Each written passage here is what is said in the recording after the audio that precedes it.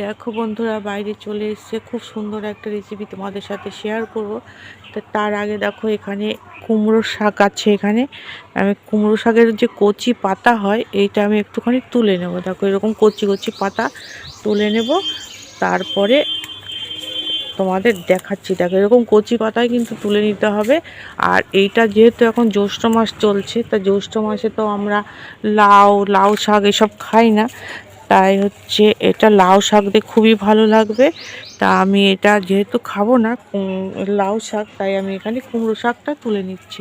তা তুলে নিয়ে পরে আবার তোমাদের দেখাচ্ছি। দেখো বন্ধুরা, কতগুলো মিষ্টি কুমড়োর শাক তুলে নিয়ে আসছি, একদম কচি কচি পাতা।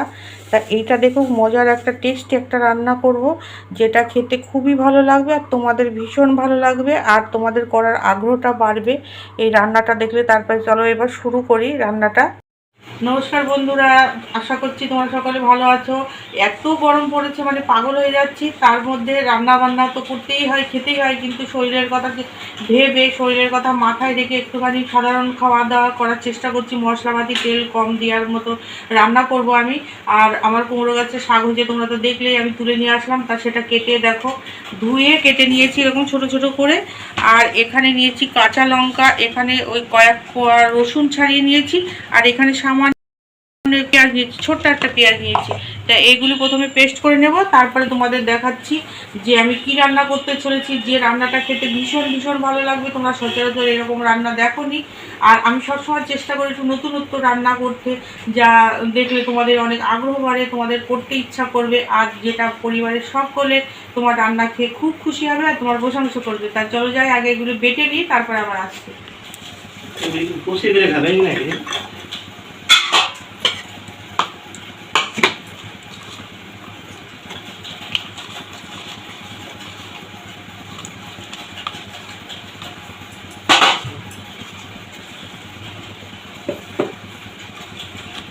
জল দিয়ে দেবো, আর কারণ যে কোনো শাক পেস্ট করতে গেলে একটুখানি জল বেশি লাগে, আর এই জন্য একটুখানি বেশি করে জল দিয়ে দিলাম। এবার এটা বেটে নেবো।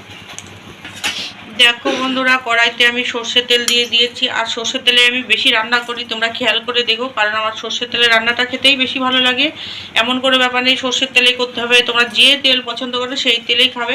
আর একটা কথা বলি, অনেক দিন আগে আমি চাল কুমড়োর পাতা দিয়ে ইলিশ মাছ করেছিলাম, খুবই টেস্টি হয়েছিল। তোমরা চাইলে ওই ভিডিওটা দেখে নিতে পারো, খুবই ভালো লাগে খেতে। আমরা সবসময় একঘেয়েমি খাবার না খেয়ে একটু নতুনত্ব খাবার খাবো, সেটাই বেশি ভালো লাগে। আর এখানে দেখো বেশ অনেকটা তেল দিয়েছি, মানে এখানে বড় চামচের 4 চামচ তেল দিয়েছি। আর এখানে দেখো, এখানে চিংড়ি মাছ নিয়েছি, এখানে গলদা চিংড়ি নিয়েছি, বেশি বড় না একদম ছোটও না। আর এখানে দেখো ডিমে ভর্তি আছে মাছগুলো। তা এখানে মিডিয়াম সাইজের মাছ আছে। তা এই মাছটা ভালো করে পরিষ্কার করে নুন হলুদ মেখে নিয়েছি, এখন হালকা করে ভেজে নেব।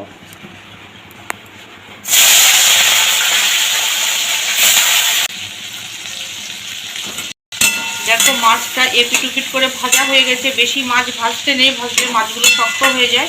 তা দেখো, মাছগুলো আমি এবার তুলে দিচ্ছি। খুব সিম্পল একটা রান্না, আর যে কোনো শাকই খাওয়া শরীরের জন্য ভালো। আর এই গরমের দিনে শাক খাওয়া ভালো, লাউ শাক কুমড়ো খাওয়া যে শাকই বলো, খেতে খুবই ভালো লাগে। তা দেখো, ওই মাছগুলো ভাজা হয়ে গেছে। কড়াইতে যে তেল আছে, এই তেলেই আমি রান্না করব। এখানে কালো জিরে ফোড়ন দেবো। তা দেখো, একটুখানি কালো জিরে নিয়েছি, এখানে ফোড়ন দিয়ে দিলাম। আর এই সমাপ্তি মশলাটাও বেটে দিয়েছে, এই মশলাটাও দিয়ে দেবো। কালো জিরের ফোড়নটা একটুখানি হলে দিয়ে দেবো। আর এই কালো জিরে একটুও সময় লাগে না এটা ভাজতে। তা দেখো, এটা হয়ে গেছে। এখানে দেখো মশলাটা দিয়ে দিচ্ছি। যেহেতু পাতা, এই পাতা কিন্তু খুব একটা মানে গ্রেভি যেমন গাঢ় গাঢ় হয় না, তার জন্য এটা মানে সেকে কখনোই নেবে না। যে কোনো পাতা দিয়ে করতে গেলে এইভাবেই করবে। একটু জানি কুচি কুচি পাতা যদি থাকে, গালে পরে খেতে বরঞ্চ আরও ভালো লাগে। তা দেখো, এটা হয়ে গেছে। এবার একটু ভালো করে কষিয়ে নেব। মশলাটা দিয়ে দিলাম। এবার এখানে সামান্য একটুখানি হলুদ দেবো, একদম সামান্য, কারণ এটা সবুজ সবুজ আমি রাখবো। সবুজ সবুজ হলে দেখতে ভালো লাগবে, লাল লাল চিংড়ির মধ্যে সবুজ সবুজ ঝোল দারুণ লাগবে। আর দেবো এখানে স্বাদ মতো নুন দেবো। এই মশলাটা ভালো করে কষিয়ে নেব। আর এখানে আর কোনো মশলা ব্যবহার করব না, শুধু একটুখানি জিরের গুঁড়ো দেবো। একটুখানি জিরের গুঁড়ো দিলাম, করে বেশ 2 মিনিট কষিয়ে নেব। তোমরা তেলটা বেরিয়ে গেছে, মশলাটা খুব সুন্দরভাবে কষানো হয়ে গেছে। আবারও বলছি যে চিংড়ি মাছের সাথে যে মশলাটা দিলাম, মশলা বলতে শুধু জিরে গুঁড়ো আর ওখানে পেঁয়াজ আর রসুন দিয়েছি। আর রসুনটা যে কোনো চিংড়ি মাছের রেসিপির সাথে রসুনটা খুব ভালো যায়।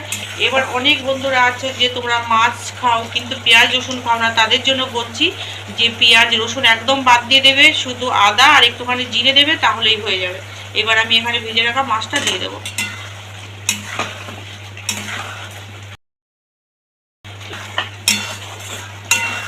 দেখো কি দারুণ একটা রেসিপি হলো। আর এখানে সামান্য একটুখানি জল দেবো, এরকম গামাখা হবে।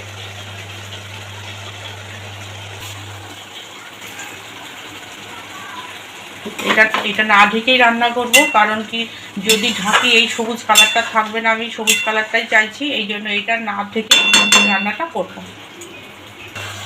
দেখো তোমরা রান্নাটা একদম রেডি হয়ে গেছে, কি সুন্দর লাগছে তোমরা দেখো। মানে কথায় আছে না যে আগে দর্শন দাঁড়িয়ে পরে গুণ বিচারি, দেখো এত সুন্দর লাগছে দেখতে। মানে হয় না নতুন একটা রান্না দেখলেই মানে খেতে ইচ্ছে করে, দেখার জন্য মানে কখন খাবো এরকম একটা উতলা ভাব হয়ে যায়। তাই এত সুন্দর রান্নাটা আশা করছি তোমাদের সকলের ভালো লেগেছে। দেখো আমার রান্নাটা একদম কমপ্লিট হয়ে গেছে। এখানে আমি গ্যাসটা বন্ধ করে দিলাম। আর এখানে একটুখানি মানে সর্ষের তেল একটুখানি ছড়িয়ে দিলে খুবই ভালো হয়, কিন্তু এত গরমে তা সেটা আর করলাম না। এবার আমি এটা নামিয়ে নেব। আমি সাফ করে নিচ্ছি।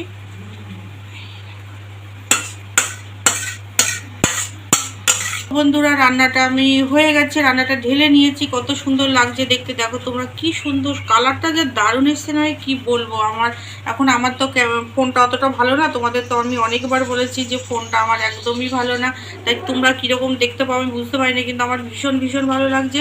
তাই তোমরা এইভাবে আমার পাশে থেকেও, সাথে থেকেও, নতুন বন্ধু হলে অবশ্যই সাবস্ক্রাইব করে আমার পাশে থাকবে। আর লাইক দিতে কেউ ভুলো না।